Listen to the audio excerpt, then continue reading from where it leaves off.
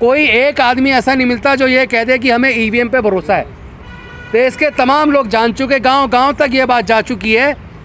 EVM के द्वारा लोगों की वोट की चोरी होती है। वो क्यों होती है, कैसे होती है, ये तो कई बार आपके चैनल के माध्यम से हम बता चुके हैं। लेकिन मैं ये बताना चाहता हूँ, चूँकि ये पूरे देश के अंदर ये सूचना जा चुकी है कि ईवीएम से वोट की चोरी होती है, बैलेट पेपर केवल सेफ है, और जो विकसित राष्ट्र है वो कोई भी ईवीएम से चुनाव नहीं कराते, फिर ये election commission of India EVM से चुनाव कराने की जिद पे क्यों अड़ा है। मुझे लगता है कि ये संदेह कुछ ना कुछ और ज़्यादा गहराता जा रहा है कि जिस तरह आपने देखा रावलपिंडी के इलेक्शन कमिश्नर ने पब्लिक के सामने आकर कहा कि मैंने देश के साथ गद्दारी की, लोगों के साथ गद्दारी की, और 15 विधायकों को जो 70-70 हज़ार वोट से जीते थे उनको हमने धोखे से हरा दिया, और मैं अपना कसूर मानता हूं। मैं चाहता हूं कि मुझे रावलपिंडी के चौक पे फांसी दी जाए, लेकिन साथ ही साथ चीफ जस्टिस पाकिस्तान और चीफ इलेक्शन कमिश्नर पाकिस्तान जिनके दबाव में हमने ये किया, उनको भी फांसी दी जाए। तो कहीं ना कहीं मुझे लगता है कि वो जो वीडियो जो वायरल हुई हैं और सबके सामने ये बात गई है, तो हमारे भी इलेक्शन कमीशन के अंदर बैठे लोगों का हो सकता है चित्त थोड़ा डामाडोल हुआ हो, कहीं ना कहीं उनके अंदर भी ज़मीर जागा हो। और आपको सबको पता है कि एक इलेक्शन चीफ इलेक्शन कमिश्नर है और 2 इलेक्शन कमिश्नर हैं।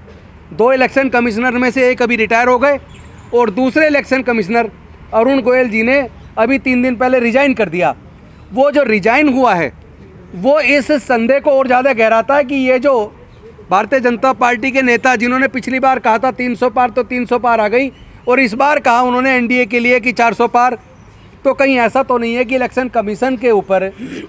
ये दबाव डाला गया हो कि 400 पार लाने वाला काम ईवीएम से वोट की चोरी करके करवाना है, कहीं ऐसा तो नहीं है। मतलब लोगों में ये संदेह पैदा हो रहा है,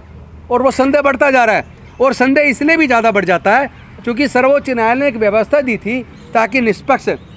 स्वतंत्र, पारदर्शी चुनाव हो, जो भारत का संविधान चुनाव आयोग को जो जिम्मेदारी देता है, और उसको चुनने की जो कमेटी है 3 सदस्य की, उसमें देश के प्रधानमंत्री विपक्ष के नेता के साथ तीसरे इंडिपेंडेंट व्यक्ति होने चाहिए, भारत के सर्वोच्च न्यायालय के सर्वोच्च न्यायाधीश। लेकिन केंद्र की सरकार ने संसद के द्वारा बिल लाकर उस व्यवस्था को पलट दिया, और उसके बाद कर दिया कि एक देश के प्रधानमंत्री, एक कोई केंद्रीय मंत्री और तीसरे विपक्ष के नेता। इसका मतलब चुनाव आयोग का गठन जो लोग करेंगे उसमें 2 लोग तो केंद्र सरकार के हो गए। तो ये जो धोखाधड़ी हो रही है, और उसके बाद चुनाव आयोग के कमिश्नर का रिजाइन कर देना, एकदम जब चुनाव की घोषणा हो जाने वाली है 3-4 दिन के अंदर, उससे एकदम पहले इस तरह रिजाइन कर देना इस संदेह को और ज़्यादा बल देता है कि कहीं उनका भी ज़मीर जाग गया हो कि ये तो देश के साथ गद्दारी होगी, ये तो लोगों की वोट की चोरी होगी, मैं लोगों को धोखा नहीं दे सकता। वो बेशक उन्होंने सार्वजनिक कारण नहीं किए कि किन कारणों से किया, लेकिन ये संदेह जरूर जनता के बीच में बढ़ गया है। साथियों, सबसे पहले तो मैं माननीय सर्वोच्च न्यायालय का इस बात के लिए धन्यवाद करूँगा कि उन्होंने पहले तो इलेक्ट्रल बॉन्ड, जो चुनावी चंदा, जो एक बहुत बड़ा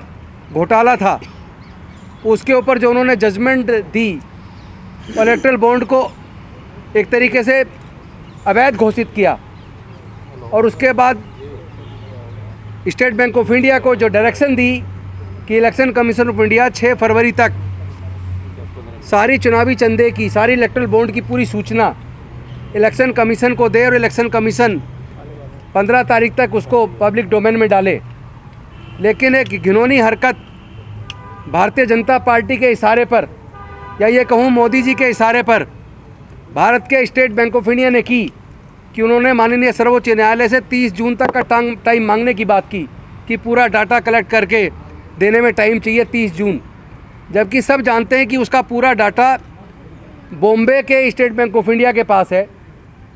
और सारी ब्रांचेज कंप्यूटरीकृत हैं, एक बटन दबाते ही सारा डाटा आ जाता है। लेकिन इसमें बेहद सख्त रवैया अपनाते हुए माननीय सर्वोच्च न्यायालय ने न्याय के प्रति जो एक लोगों का भरोसा उसको भी कायम रखने का काम किया, और स्टेट बैंक को फटकार लगाते हुए सीधा कह दिया कि 1 दिन के अंदर, 24 घंटे के अंदर तुम्हें डाटा देना है। और देखो मज़े की बात कि 24 घंटे के अंदर सुप्रीम कोर्ट ने वो पूरा का पूरा data election commission of India को दे दिया। अब सवाल ये है कि वो 30 जून तक का टाइम किस लिए मांग रहे थे? एसबीआई ने सारा डाटा चुनाव आयोग को दे दिया, तो सवाल ये है कि वो 30 जून तक का टाइम किस लिए मांग रहे थे, किसके इशारे पे मांग रहे थे? ऐसा कौन सा घोटाला जो खुल जाने वाला था? ऐसे कौन से बड़े कॉरपोरेट हैं, कौन से ऐसे पूंजीवादी घराने हैं जिन लोगों ने ये सारा घोटाला किया और चंदे के बदले में धंधा हासिल किया, और उन्होंने हो सकता है लाखों करोड़ का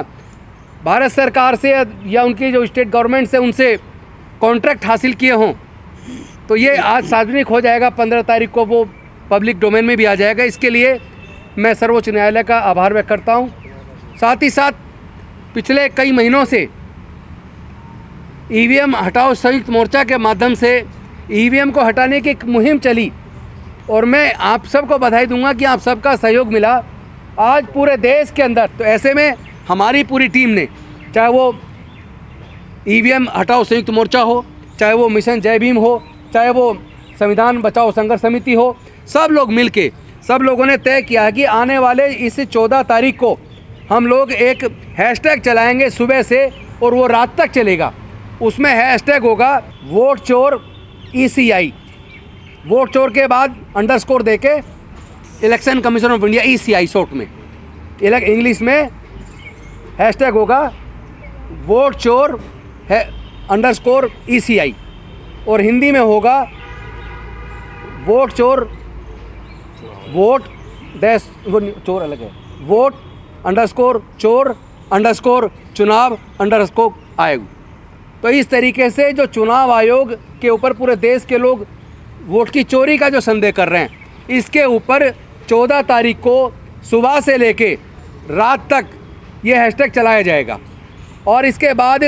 14 के बाद 19 तारीख को फिर से एक हैशटैग चलाया जाएगा, जिसमें होगा मोदी हटाओ देश बचाओ। ये 19 तारीख को हैशटैग चलाया जाएगा सुबह से, मोदी हटाओ देश बचाओ। उसके बाद तीसरा जो प्रोग्राम है वो 23 तारीख को, आप सब जानते हैं शहीद आजम भगत सिंह जी की जो शहादत थी, उस शहादत दिवस पर पूरे देश के अंदर जो भी मानवता पसंद लोग हैं, जो लोग देश के संविधान को बचाना चाहते हैं, जो लोग देश के लोकतंत्र को बचाना चाहते हैं, जो लोग ईवीएम से वोट की चोरी को रोकना चाहते हैं, वो लोग पूरे देश के अंदर, चाहे वो अगर वो वकील हैं तो अपने कोर्ट्स के अंदर,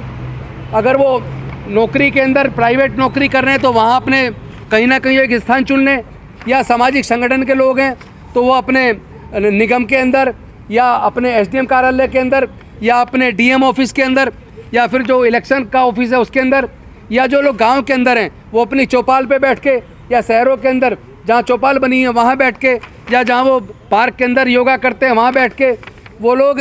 एक पूरे दिन का एक उपवास रखेंगे इस वोट की चोरी के खिलाफ, इलेक्शन आयोग के खिलाफ, EVM हटाने के लिए, बैलेट पेपर वापस लाने के लिए।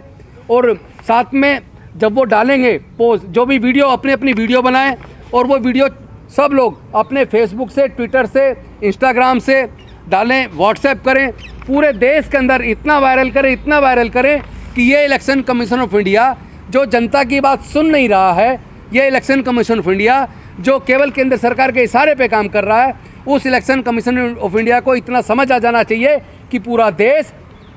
EVM को हटाकर बैलेट पेपर वापस लाना चाहता है। पूरा देश अपनी वोट की चोरी स्वीकार करने के लिए तैयार नहीं है। बस इन्हीं शब्दों के साथ मैं चाहूँगा,